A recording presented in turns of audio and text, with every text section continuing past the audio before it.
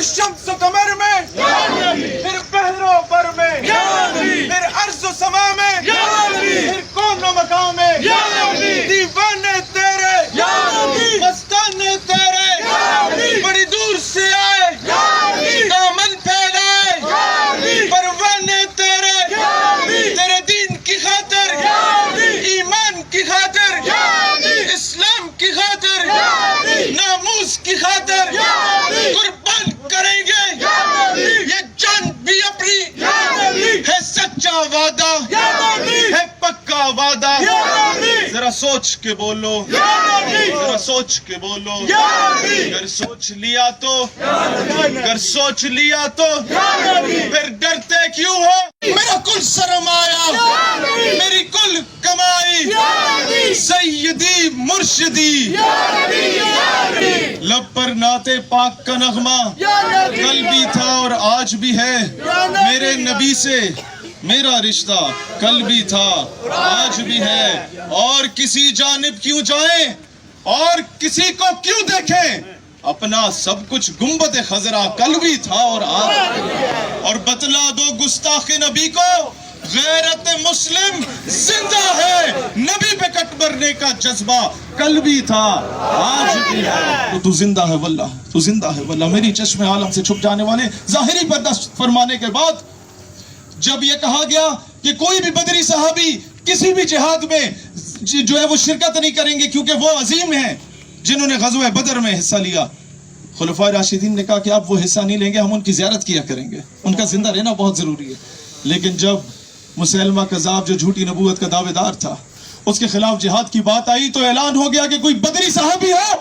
یا کوئی غیر بدری صحابی ہو، معاملہ ختم نبوت کا، سب کو میدان میں آنا ہو۔ سانے ذی وقار اس کی امپورٹنس میری ماں کو، میری بہنوں کو یہ بات آج گھروں میں یہ بتانے کی ضرورت ہے کہ آج وہ ماں کا کردار ادا کرنا ہے کہ جیسی ماں سیدہ ام عمارہ رضی اللہ تعالی عنہا تھی،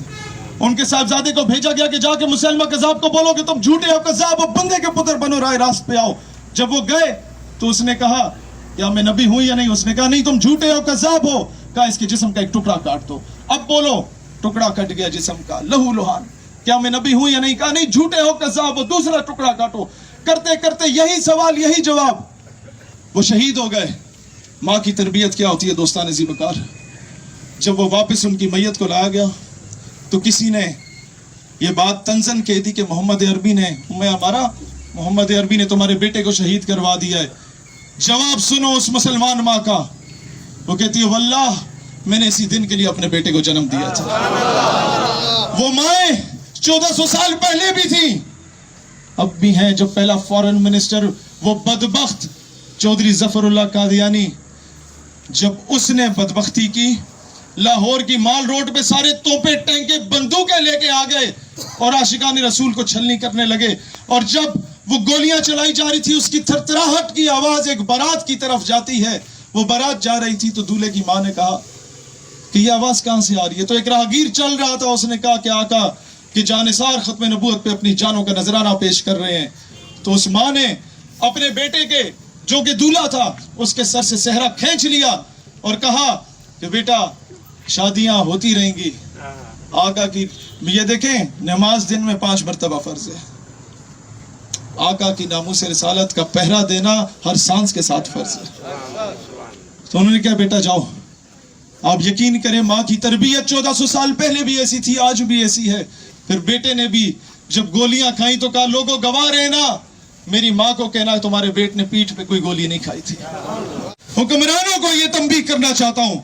حاکم وقت سے کہنا چاہتا ہوں کہ حاکم وقت سلطان صلاح الدین ایوبی رحمۃ اللہ علیہ جیسا ہوتا ہے کہ جب شام سے قافلہ گزر رہا تھا مسلمانوں کا اور انہیں کہا گیا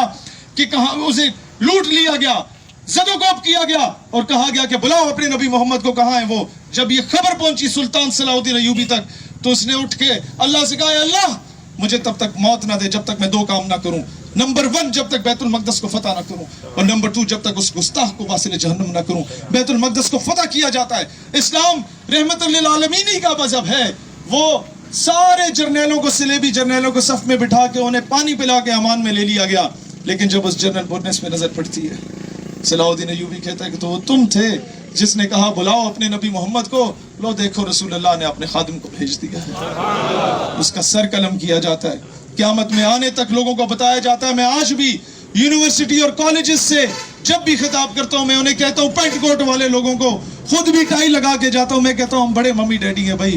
ہم برگر کھا کھا کے بڑے ہوئے ہیں، ہمیں یہ شاید دیسی گھی نہ کھایا ہو، ہم اتنے طاقتور نہ ہوں، لیکن بات یہ ہے تم مجھے گالی دو برداشت کروں گا، میرے باپ کو گالی دو میں برداشت کروں گا، میرے دادے کو گالی دو میں برداشت کروں گا، میرے خاندان کو گالی دو میں برداشت کروں گا، میرے آقا کی حرمت کا معاملہ اور میں برداشت کروں، اتنا بغیرت کوئی مسلمان نہیں ہو سکتا۔ یہ کسی مسلک کا معاملہ نہیں ہے، یہ کسی پارٹی کا معاملہ نہیں ہے، یہ 200 کروڑ مسلمانوں کی عزت اور آبرو کا معاملہ، ہماری بقا اس میں۔ امام مالک نے کہا، ان سے کہا کسی نے کوئی گستاخی کرتا ہے تو کیا ہونا چاہیے؟ کہتے ہیں اسے زندہ رہنے کا حق نہیں ہے۔ پھر پوچھا گیا کہ اگر وہ زندہ رہتا ہے تو پھر؟ امام مالک کہتے ہیں پھر امت کے باقی رہنے کا کوئی جواز نہیں رہتا۔ ہم